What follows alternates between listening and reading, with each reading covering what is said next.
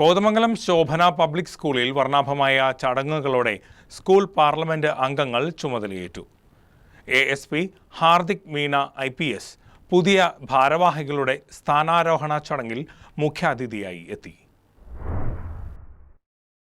Kothamangalam Shobhana public സ്കൂളിൽ school parliament അംഗങ്ങളുടെ സ്ഥാനാരോഹണം നടന്നു. സ്കൂൾ കൗൺസിൽ ഭാരവാഹികൾ, ഹൗസ് ലീഡേഴ്സ്, ക്ലബ് ലീഡേഴ്സ് എന്നിവരാണ് ചുമതലയേറ്റത്. സ്കൂൾ ഓഡിറ്റോറിയത്തിൽ വർണ്ണാഭമായ ചടങ്ങുകളോടെയായിരുന്നു സ്ഥാനാരോഹണം നടന്നത്. CSN saint Mary's provincial reverend mother ദിവ്യയുടെ അധ്യക്ഷതയിലായിരുന്നു ചടങ്ങ്. ASP ഹാർദിക് പട്ടേൽ IPS ചടങ്ങ് ഉദ്ഘാടനം ചെയ്തു.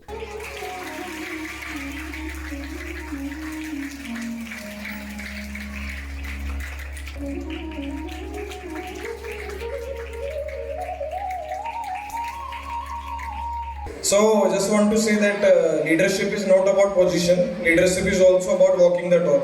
Just like our great leaders, father of nation, Mahatma Gandhi, he used to take everyone together in the protest. Especially like in Dandi March protests, he walked for more than 200 kilometers. Then he broke the salt law.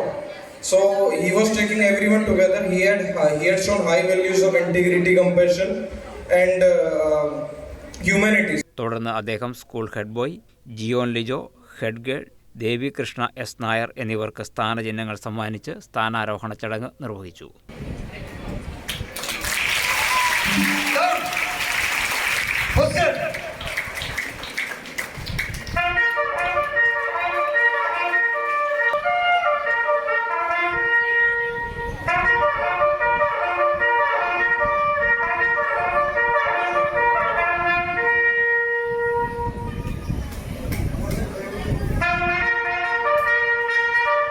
യോഗത്തിൽ Kothamangalam municipal chairperson Bhanumathi Raju മുഖ്യപ്രഭാഷണം നടത്തി. School principal sister Renjil Rani സത്യവാചകം ചൊല്ലിക്കൊടുത്തു.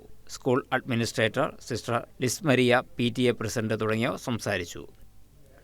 News desk KCV news.